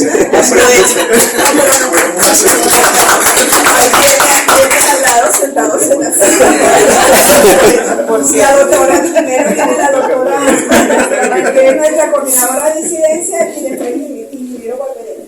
Yo me quería volver un poco como a esa importancia de la evaluación de las políticas públicas, pero también sobre todo tener en cuenta, y ahí la economía entra mucho en esos estudios, la costo-eficiencia de los programas, porque yo puedo tener dos programas que tienen muy buenos resultados, pero uno me cuesta $1 y el otro me cuesta $2. Entonces al final también tener en cuenta la costo-eficiencia de esa estrategia que se está implementando, porque los recursos son limitados. ¿Tienen algún comentario? Estaba ahí también. Sí, hay el tema de que la solución, ¿no?, dentro del modelo de eficiencia sí incluye el costo de oportunidad que estamos hablando, que un gerente ante una situación tiene programas y cuál ejecuta. Entonces, eso se incluye dentro de la función de producción. Aunque no estamos hablando directamente de eficacia, pero es la probabilidad de que un gerente tome una decisión o no ante una circunstancia específica que hay que cumplir un objetivo. Es ganancia, es un paso al menos. Sí. El ingeniero Valverena, yo les voy a pedir a partir de ahora, que se me olvidó decirlo al comienzo, que nos presentemos, porque acuérdense que esto es parte del networking, ¿no? Entonces, antes de hacer su reflexión o pregunta, se identifican, dicen de la institución y prosiguen. Buenos días, para el doctor Moreno. Yo soy el profesor Manuel Ernesto de la Facultad de Ingeniería de la Facultad de Ingeniería de la Universidad de Panamá. En la aplicación del modelo de análisis envolvente, siendo un modelo matemático, ¿qué restricciones encontraron en la aplicación de ese modelo y se utilizó el índice de pobreza multiplicación? No, esa es la primera pregunta, después la otra pregunta. Sí, el modelo tiene una serie de restricciones que no las presenté porque son... O sea, para llegar a la eficiencia tienes que completar una serie de restricciones, son como 8 o 10 restricciones que tiene el modelo para poder definir, llegar a obtener cuál es la solución óptima de esa función de producción.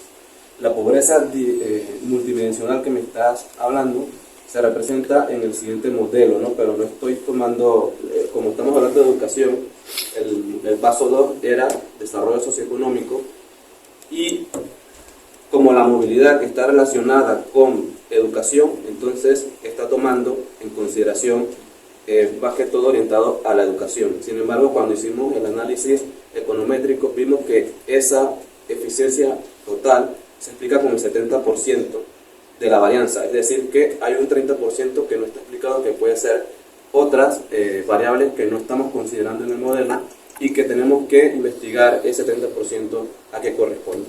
Entonces, pero el 70% es bastante elevado, o sea, desde los dos factores explican la eficiencia. Entonces, relacionada con educación. La pregunta para la doctora Mariana. Si estamos hablando de economía de la educación, vimos un estudio que habla del tipo de Panamá es una economía de servicio. Todo el mundo sabe, el 80% de la economía de Panamá es de servicio. Pero no creo que se haya mencionado el tipo de economía en la cual se abordó este estudio.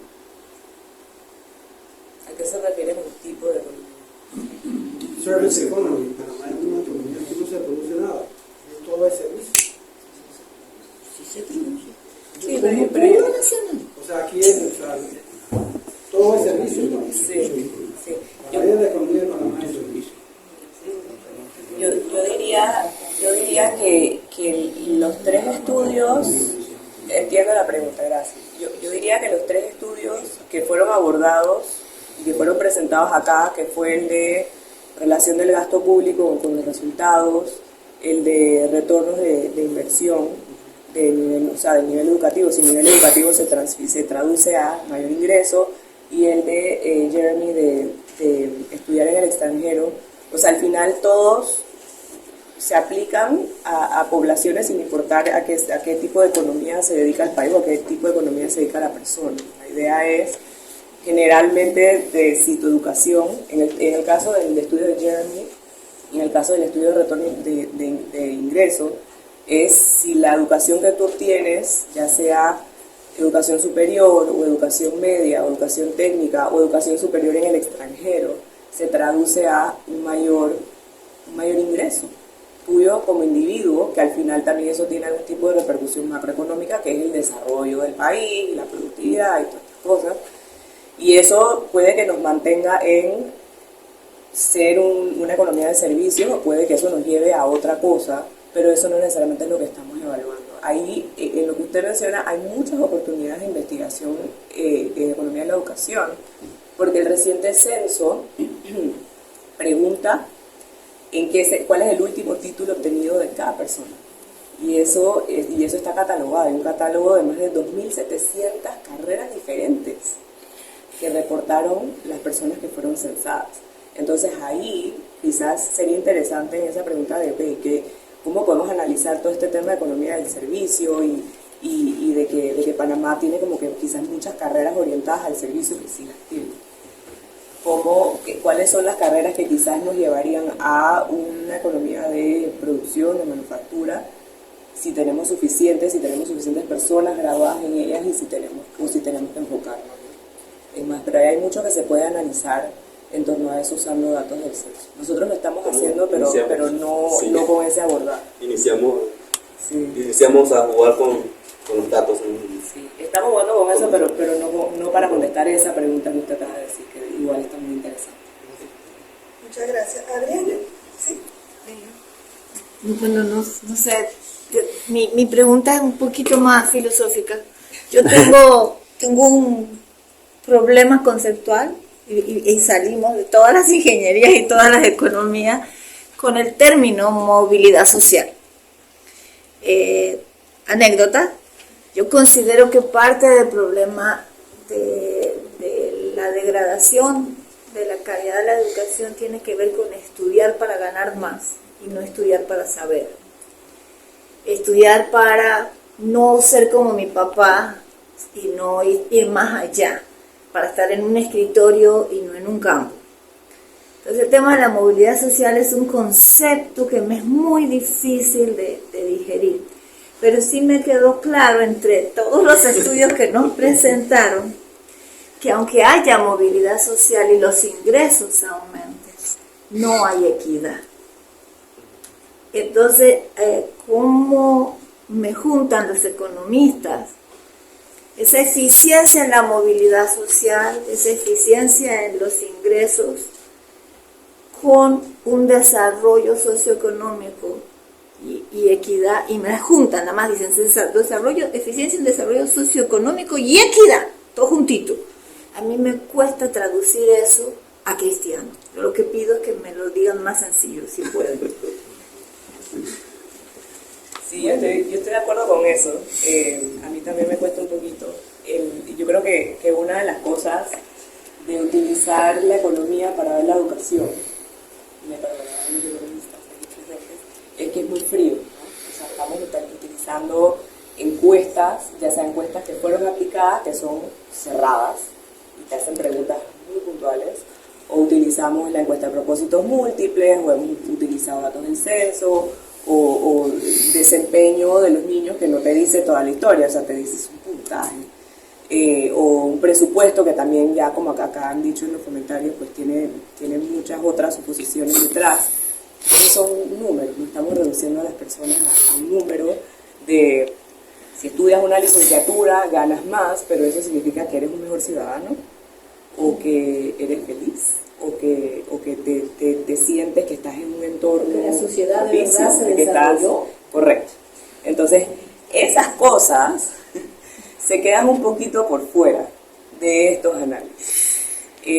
Nosotros hemos tratado de crear ciertos índices, esto lo hace mucho el CIEPS, en el CIEDU nosotros también hemos tenido muchas conversaciones filosóficas sobre esto, de utilizar acceso a bienes para definir bienestar, y eso también se queda corto, ¿no? Porque uno dice, bueno, si yo tengo una estufa, o si tengo una refrigeradora, o si tengo un aire acondicionado en mi casa, voy a estar mejor.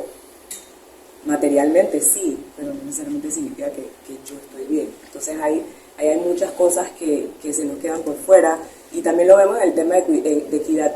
Para el tema de equidad, viendo los diferentes estudios que vimos aquí, especialmente en segundo y el tercero, yo creo que la gran conclusión para mí de esto es la educación te lleva, o sea, la educación te eleva, sin importar quién seas. Te va a elevar sin importar quién seas y cuál sea tu color y de dónde sea tu familia, etcétera, etcétera. Pero si eres afrodescendiente, o si eres indígena, o si eres LGBT, te lleva menos. Te lleva, pero te lleva menos que si eres blanco. Entonces, habiendo confirmado eso, nosotros tenemos que decir qué vamos a hacer al respecto. Entonces, por eso es que estos estudios son tan importantes, porque hay personas allá afuera que ni siquiera saben que esto está sucediendo, que piensan, bueno, ya esta persona accedió a una beca, o esta persona estudió su licenciatura, así que tiene las mismas oportunidades que todos los demás y va a tener el mismo nivel de ingresos de todos los demás, pero aquí estamos diciendo eso no es cierto. Entonces, eso yo creo que ayuda a fomentar estas discusiones filosóficas que tenemos que tener de, ok, esto es importante para nosotros, yo pienso que sí lo debe ser. ¿Qué vamos a hacer? ¿Qué podemos hacer para quizás tratar de reducir esa brecha? Yo digo que fomenta la conversación. No, sí, al final no podemos captar ese bienestar, ¿no? de la persona, ¿no? Que nos enfocamos más a entender un dato macroeconómico, y eso es cierto, ¿no? Pero podemos hacer acercamientos, por ejemplo, de cómo está relacionado con si reduce, ¿no? o no la pobreza, ¿no? En efecto sí. De hecho, la revisión literaria que hicimos es bastante extensiva, y no solamente hay estudios cuantitativos, sino que hay cualitativos.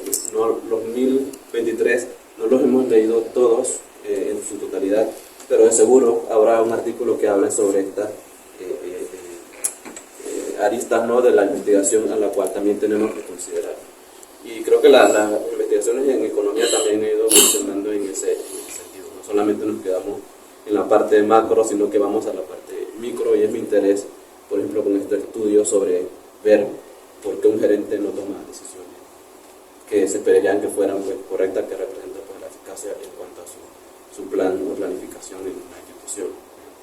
Entonces, entendiendo eso, pues podríamos tener mejores resultados con respecto a si tiene un problema en casa o le toman muchas horas llegar al trabajo, esas cosas que al final pues te impactan en tu día a día para tomar decisiones. No solamente es llegar y centrarte, sino que hay toda una serie de variables que afectan a la hora de tomar una decisión. Entonces, hacia allá pues creo que puede. No sé si alguien más tiene alguna reflexión con respecto a... Buenos días, profesora naturales, especialista en análisis de discurso, literatura, lingüística, trabajo en un colegio en la 24 de diciembre y en la Universidad de Panamá.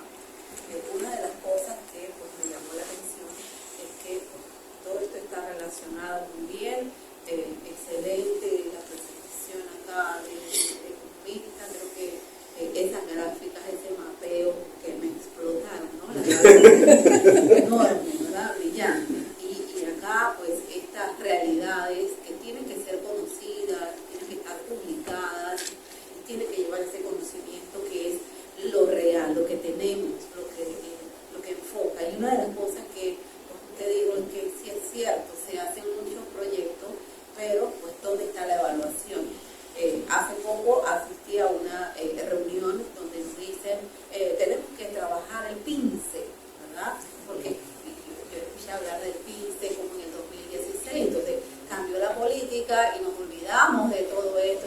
La política nuevamente trajo a una ministra de Educación que ya estaba y ahora hay que retomar esto. Entonces, esto si se lleva de la mano con la política política vemos cuáles son los resultados, ¿verdad? Que mientras está un gobierno se implementan ciertos cambios y ciertas políticas, y cuando el gobierno cambia, inmediatamente cambia todo esto y hay nuevos proyectos. Si nosotros seguimos con este tipo de políticas educativas, no vamos a llegar a ningún lado.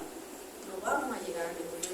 Si es cierto, hace falta evaluación, pero también tiene esto que está vinculado con la realidad que tenemos y no con una política, porque si no, no vamos a llegar a ningún lado. Muchas gracias. Yo creo que uno de la misión, pues, en particular de los nuevos centros de investigación, las AIP, es precisamente que nuestras investigaciones se puedan traducir en una mejora en la política pública. De hecho, en mi experiencia en Chile, recientemente, me llamó mucho la atención de que ellos, como investigadores, tienen un compromiso de mejorar la política pública y para hacer planes o programas a largo plazo. Es decir, porque identificaron que hay problemas estructurales, es decir, cambia el gobierno, etcétera, dejamos de hacer y entonces tenemos que iniciar de cero, y eso no está bien. Entonces, estos análisis nos permiten identificar que tenemos que mejorar y que tenemos que nosotros como investigadores, como sociedad civil, organizarnos para poder que los tomadores de decisiones pues comprendan de que es necesario pues planificar y abordar esto de manera programada. Y los investigadores pues tienen esa responsabilidad de estar en proyectos, de que su investigación al final no solamente se traduzca en publicar un paper en una revista indexada JCR o Scopus, sino que tiene que haber una comunicación y tiene que haber una traducción en un beneficio que sea un impacto en una mejora en una política pública. Entonces, eso realmente este centro que es el CIAE pues tiene y que lo cual pues estamos colaborando y que se firmó creo un convenio de colaboración. Realmente a mí como investigador pues ahora que me estoy retomando la investigación te dice pues por qué hiciste el doctorado y por qué estás investigando, y es precisamente para mejorar las cosas en el país en el cual vivimos. Así que sí estoy muy de acuerdo con esa mentalidad. Aprovecho de ceder una palabra al profesor Ramos. El CIEDU, para los que no han visitado la página web ciedupanamá.org, tenemos una serie de publicaciones que son policy brief, informes públicos, que tienen esa misión de llevar a palabras sencillas a los tomadores de decisión, muy resumido, muy directo, información que sale de todas las investigaciones que el centro ha hecho a lo largo de los años. Y está en un lenguaje bastante sencillo para dos públicos, el público general, pero también están los policy brief que sirven como pequeños ítems y ideas para inserción en políticas públicas. Entonces, y es completamente gratuito, está en nuestra página web, les repito, ciedupanamá.org. Profesor Ramos.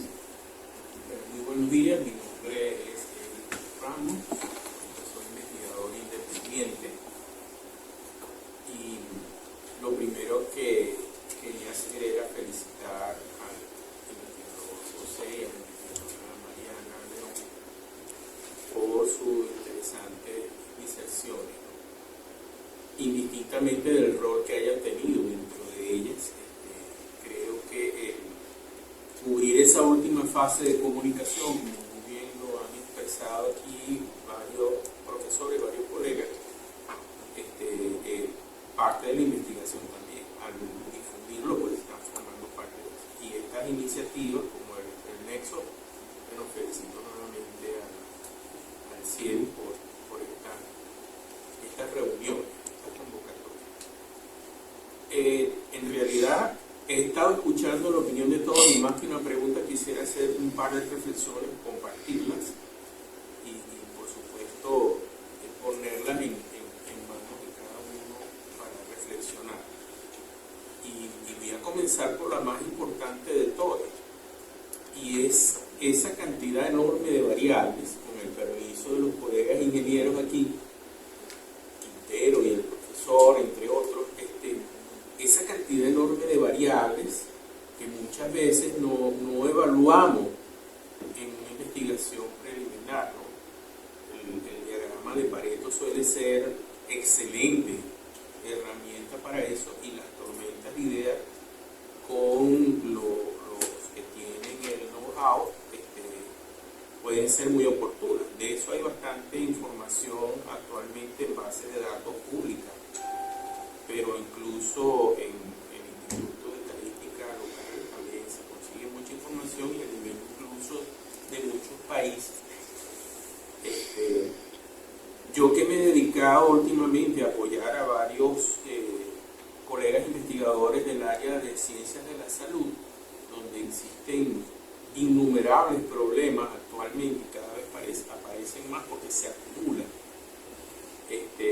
Utilizo bastante fuentes de información, no solamente de las fuentes norteamericanas, que es una población muy sui generis, muy digamos, crisol de raza, por usar un término muy panameño, sino que además involucra prácticamente todo lo que ocurre en el mundo. Es un mérito que tiene ese país en cuanto a su impacto sobre todos los demás, ¿no? Creo que es el país que tiene más embajadas alrededor del mundo, pero incluso a nivel privado, empresas como la IBM tienen incluso más presencia que las embajadas mismas. Eso es algo asombroso, la cantidad de dinero que se invierte en ese aspecto. Los presidentes deben ser estadistas. Eso es lo que se espera de los buenos presidentes, con las excepciones del caso. Y no hay que ser un PhD en estadística para ser presidente, porque basta con que se rodee de las personas adecuadas. No estoy criticando a ningún presidente en particular, sino es una autocrítica a nosotros mismos, porque los presidentes generalmente hablan de empoderar al pueblo, y el que tiene el poder de poner el presidente es el pueblo. O sea, el pueblo no necesita que lo empodere. El pueblo lo que necesita es darle el honor a un presidente de que pueda ser el funcionario público número uno de cualquier país. Eso es en términos generales. Por eso estas investigaciones son muy importantes. Yo diría, y el punto de reflexión ya para resumir, es que como son tantas las variables y cuando se estudia fenómenos o procesos que tienen que ver con los seres humanos, definitivamente hay que seleccionar, hay que sesgar con ciertas variables. Y la manera de que esa investigación cumpla su objetivo a cabalidad es que el objetivo sea bien específico.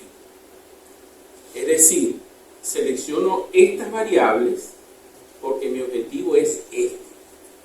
Y sabemos que existen elementos que van a evitar que lo que se diga allí sea 100%. Aquí acabamos de tener una pequeña discusión cuando se hablaba de que Panamá solamente produce servicios y otros mencionaban que eso en verdad no es cierto. Claro que no. Así sea un pequeño porcentaje, esa afirmación pues no tenía validez. Es lo mismo, es decir, no podemos canalizarnos en algo específico y después decir que eso es algo general, porque eso es lo que le quita en todo caso validez. Hay algo que viene formándose que todavía no se consigue a nivel comercial, que es la inteligencia artificial metacognitiva. Y en la metacognición, que es algo humano y sería algo que lo hace ver más humano a la inteligencia artificial, va a ser clave, porque cualquier persona que maneje inteligencia artificial, cualquier organización, cualquier país que maneje inteligencia artificial, va a poder ser más asertivo en esa selección de variables y en esa amplitud de la conclusión. Ese es mi aporte técnico, que es mi área de especialización. Por ahora, la inteligencia que utilizamos sirve para muchas cosas, pero incluso podría llegar a un análisis metacognitivo si solo si se hacen varios enfoques. Y entonces igual caemos en la situación de que esos enfoques nos van a llevar a una limitación, a un cero, porque no podemos enfocarnos en todas las posibilidades, sino en algunas. Los métodos, repito, felicito a todos los investigadores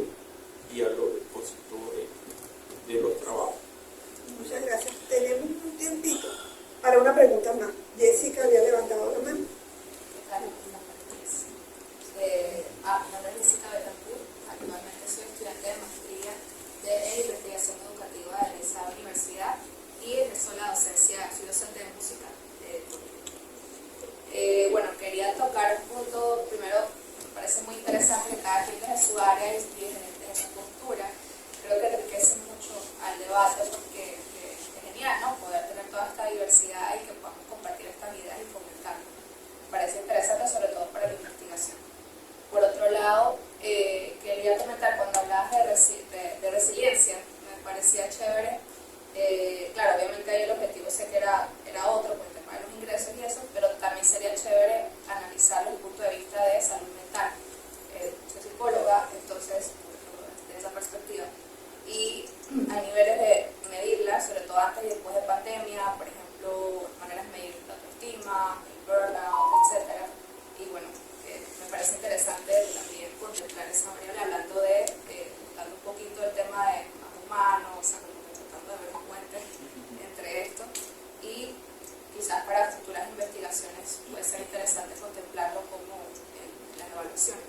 Quería comentar eso. Gracias. Y felicito. Bueno, vamos entonces a hacer una invitación a Sergio García, quien es el director interino del CIES, amigo y aliado, para que nos dé unas palabras. Muy buenos días a todos. Les quería agradecer la asistencia al evento, quería agradecer al CIEDU por la organización, a la realización de este segundo Nexus. Es importante, creemos que es muy importante que en el ecosistema de ciencias sociales en general en el país empiecen a haber dinámicas de asociación y trabajo conjunto. Y en ese sentido reconocemos la importancia de la relación entre el CIEDU y el CIEPS para nosotros. Asimismo queremos agradecer a cada una de las personas que ha asistido al evento e invitarles que estén presentes para la siguiente edición de Nexus, y muchísimas gracias por venir.